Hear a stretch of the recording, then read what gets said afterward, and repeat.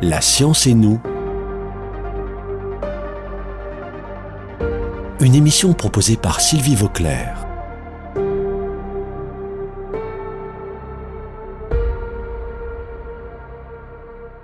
Nous sommes tous conscients du fait que le réchauffement climatique actuel conduit à une récession des glaciers, que nous avons vu diminuer à vue d'œil ces dernières années. Cela conduit à un changement des paysages dans nos montagnes, à une fonte des glaces dans l'Antarctique, à une remontée du niveau de la mer. C'est un phénomène mondial, et il est important de l'étudier comme tel. On observe des liens avec d'autres phénomènes géologiques, comme les séismes ou les volcans. Cela conduit parfois à une déstabilisation du sol. Cette diminution des glaciers est observée depuis la Terre, mais aussi depuis l'espace, ce qui apporte de nouvelles informations très importantes. J'ai avec moi aujourd'hui, pour nous parler de cette récession des glaciers, Étienne Berthier, qui est glaciologue, directeur de recherche au CNRS, membre du LEGOS, le laboratoire d'études en géophysique et océanographie spatiale de l'Observatoire Midi-Pyrénées. Bonjour Étienne. Bonjour Sylvie. Je crois que tu as beaucoup voyagé pour étudier ces phénomènes, en Argentine, en Alaska, en Bolivie et d'autres. Tu as aussi étudié les glaciers de diverses régions asiatiques. Et tu es responsable de plusieurs projets spatiaux. Est-ce que tu peux nous préciser l'importance d'observer ces glaciers depuis l'espace, aussi bien que depuis le sol, sur le terrain, et nous donner des exemples d'études et de résultats obtenus? Oui, donc j'ai eu la chance effectivement de faire beaucoup de campagnes et de mesures sur le terrain. Et en fait, les mesures de terrain et satellitaires sont vraiment très complémentaires. Tout d'abord, le terrain permet d'avoir des mesures très précises, mais qui restent ponctuelles et limitées à quelques glaciers. Et souvent, les glaciers sont plutôt de petite taille, parce que pour pouvoir les arpenter, avoir des mesures significatives, il faut choisir par définition des glaciers un peu accessibles, pas trop loin des routes, et des glaciers plutôt de petite taille pour pouvoir les couvrir dans leur intégralité. Et du coup, l'échantillon des glaciers qui est suivi ainsi sur le terrain, il n'est pas forcément représentatif de l'ensemble des glaciers du globe. Et donc la manière d'appréhender les glaciers dans leur ensemble et de suivre l'ensemble des glaciers du globe, c'est passer à l'outil satellitaire qui permet par la taille des images et la couverture complète et régulière de la planète par les satellites. Ça permet d'avoir une vision d'ensemble de l'évolution des glaciers du globe. Et alors on fait ces observations depuis longtemps? Je veux dire, on a sur le temps, on a des observations de longue durée? Alors pour la partie observation de terrain, ça commence dès le début du XXe siècle. Il y a des séries de mesures continues qui ont plus de 100 ans. Ça, c'est propre à la Suisse notamment, où les Suisses très tôt se sont attelés à étudier leurs glaciers sur le terrain.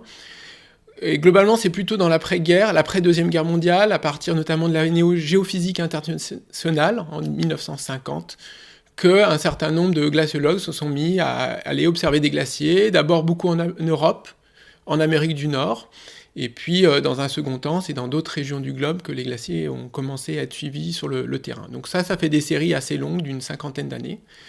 Pour le satellite, c'est plus récent, évidemment. C'est l'essentiel des données qu'on utilise date de la période depuis 2000.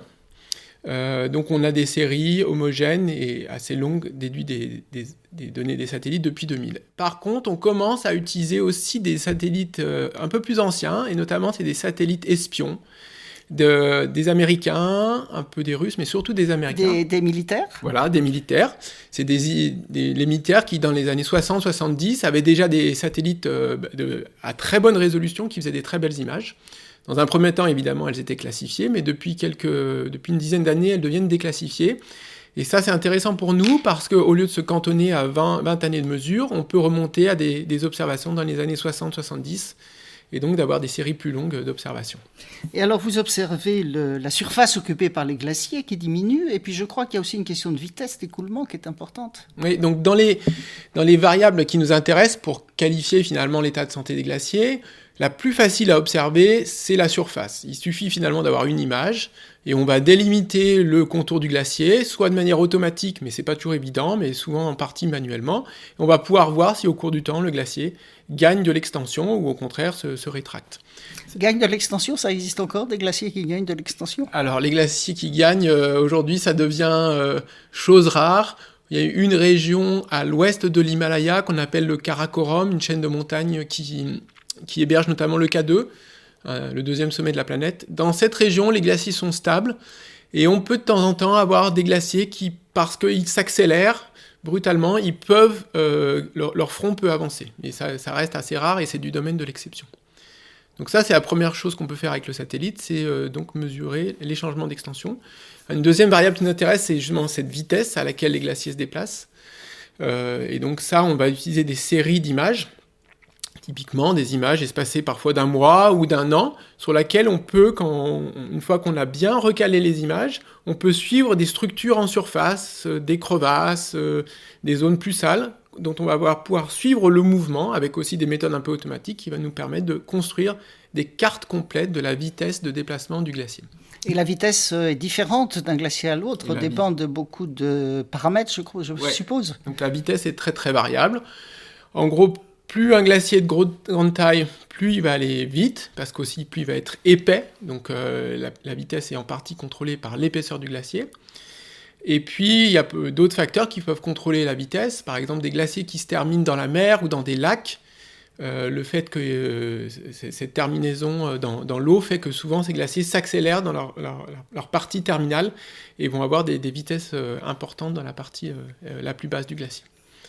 Ouais, j'ai vu ça en Argentine. Il y a des magnifiques glaciers qui arrivent dans des lacs, c'est superbe. Alors pour donner peut-être des ordres de grandeur pour les auditeurs, un glacier de montagne classique peut-être va se déplacer à 50 mètres par an. Les records mondiaux de déplacement des glaciers, c'est plutôt 50 mètres par jour, les glaciers les plus rapides des calottes polaires. Donc quasiment un mouvement qu'on peut voir à l'œil nu, parce que si on se ramène sur 1 heure, le glacier se déplace de plus de 1 ou 2 mètres. C'est extraordinaire. Mais alors là, on parle plutôt de glaciers de montagne en ce moment, là, depuis tout à l'heure. Mais donc, il y a une différence entre les glaciers de montagne. Tu as parlé des calottes polaires, c'est un peu différent. Ouais. Et puis, il y a aussi ce qu'on appelle la banquise, qui est encore quelque chose de différent. Tu peux nous dire un petit peu la différence entre tout ça ? Oui, tout à fait. C'est important de bien avoir ça en tête. On a... à distinguer quelque part une partie qui est très différente, c'est la banquise, qu'on appelle aussi parfois la glace de mer, parce qu'elle se forme par le gel de l'océan. Donc ça, c'est une fine couche de glace qui va faire quelques mètres d'épaisseur seulement, et qui flotte au-dessus de l'océan, et on la trouve autour du pôle Nord, où se trouve l'océan Arctique, donc elle va flotter sur l'océan Arctique, ou en périphérie du continent Antarctique. Et donc il y a un peu de sel emprisonné dans la glace, et donc c'est une couche très fragile. Et ça, c'est à distinguer de la deuxième grande catégorie, qui sont les glaciers continentaux, qui se forment par accumulation de neige. Donc c'est l'accumulation successive des couches de neige qui se densifient, qui se transforment en glace, et qui vont pouvoir former à la fois, d'une part, les glaciers, c'est ceux qu'on trouve un peu dans nos montagnes, et puis les grandes calottes polaires, l'Antarctique et le Groenland. Ce qui les distingue finalement, puisqu'elles se forment de la même manière, ce qui les distingue fondamentalement, c'est la taille. Antarctique et Groenland sont vraiment les mastodontes de glace à la surface de la Terre, et beaucoup plus grands que les glaciers qui sont éparpillés un peu partout dans les montagnes. Et alors, vous avez des résultats importants là à communiquer. Je pense qu'on en reparlera plus en détail dans une émission la semaine prochaine, mais peut-être maintenant tu pourrais nous donner quelques exemples. Oui, tout à fait. Donc, ce qu'on a réussi à faire en 2021, notamment après le travail d'un étudiant qui avait terminé sa thèse, Romain Hugonnet, c'est d'avoir pour la première fois une vue exhaustive d'ensemble des pertes de masse de l'ensemble des glaciers du globe. Jusqu'à présent, c'était limité à quelques mesures de terrain ou des mesures satellites seulement sur quelques régions. Donc là, pour la première fois, et pour la période entre 2000 et 2020, on sait, glacier par glacier, région par région, combien ils ont leur masse a changé. Donc ce qu'on voit, c'est que quelle que soit la région, les glaciers perdent de la masse. Il y a des petites sous-massifs de montagne où les glaciers sont stables, comme je l'ai dit tout à l'heure, notamment cette région du Karakorum. Mais dès qu'on découpe en grandes régions, qu'on prend tout l'Himalaya, en moyenne, tout l'Himalaya perd de la masse, avec des disparités régionales fortes et assez intéressantes. Des régions qui perdent beaucoup plus, c'est le cas par exemple des Alpes, du Caucase, des Andes tropicales. Donc tous ces glaciers des latitudes tropicales ou tempérées perdent très vite de la masse. Et tu peux nous donner un ordre de grandeur ? Oui, voilà. Donc ça veut dire qu'en moyenne, ces glaciers perdent 1 mètre d'épaisseur chaque année, depuis 2000. Et en revanche, plus on se rapproche des régions polaires, et là on a finalement des glaciers qui sont moins sensibles au climat, même si le climat s'y réchauffe vite, parfois même plus vite, par exemple dans l'Arctique, le réchauffement est plus rapide qu'ailleurs sur Terre, mais les glaciers sont moins sensibles, chaque glacier a un peu sa propre réponse au changement du climat, et donc dans l'Arctique, les glaciers perdent, mais autant c'était 1 mètre dans les Alpes ou dans les régions tropicales, là on est plutôt à des pertes de l'ordre de 30-40 cm chaque année, ce qui reste important, mais qui est un peu moins fort. Et alors toute cette eau, tout ce volume d'eau va dans la mer ? Oui. In fine, cette eau, elle fond, elle quitte les glaciers, elle va dans les rivières, et puis elle se retrouve dans l'océan, et donc elle contribue à la hausse du niveau des mers. Les glaciers, donc tous ces glaciers de montagne, contribuent environ 1/4 aujourd'hui à la hausse du niveau des mers. Un autre quart s'explique par les pertes de masse des calottes polaires, donc le Groenland et l'Antarctique. Et puis le reste de la hausse du niveau des mers s'explique par le réchauffement des océans. Les océans sont de plus en plus chauds, de même que notre atmosphère se réchauffe, les océans eux aussi absorbent une bonne partie de l'énergie excédentaire dans le système climatique, donc l'océan se réchauffe, et comme tout corps qui se réchauffe, l'eau de l'océan va se dilater, et donc le niveau des mers peut monter comme ça, à masse constante, simplement par l'effet de réchauffement. Donc voilà, à retenir, la moitié augmentation du niveau des mers par réchauffement des océans, et l'autre moitié, les glaces continentales, glaciers et calottes polaires. Eh bien, on voit à quel point c'est important d'étudier ces glaciers en détail, et on va revenir sur ce sujet la semaine prochaine. Donc à bientôt, à la semaine prochaine, Étienne. Merci, à la semaine prochaine.